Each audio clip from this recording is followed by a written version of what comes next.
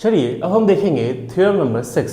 Statement दिया हुआ है if two parallel lines are intersected by a transversal then bisector of any two corresponding angles are parallel. यहाँ हमें proof करना है कि अगर दो पैरेलल लाइंस हैं उसे एक ट्रांसवर्सल इंटरसेक्ट कर रहा है, ठीक है, तो जो उसके कॉरस्पॉन्डिंग एंगल्स के जो बाइसेक्टर्स होंगे वो क्या होंगे, पैरेलल होंगे, ठीक है।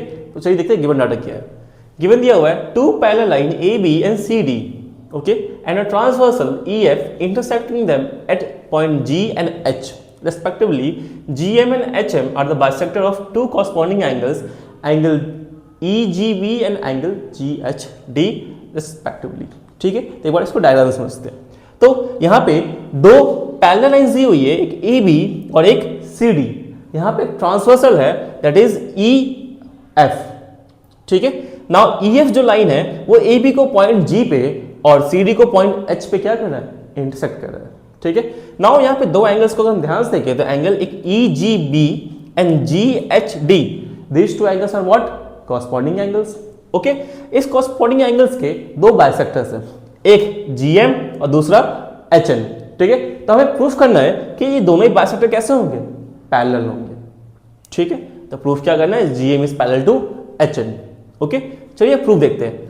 Since AB is parallel to CD, okay, and transversal EF intersect them at point G and H respectively, तो हम कह सकते हैं कि angle EGB is equal to angle GHD because they are corresponding angle। हमने यहाँ पे कहा कि ये जो entire angle है और ये जो पूरा angle है वो क्या होगा, equal होगा, क्यों, because they are corresponding angles। Now अगर इस पूरे angle का हाफ करेंगे तो मेरे पास कौन सा एंगल आएगा, ये एंगल आएगा।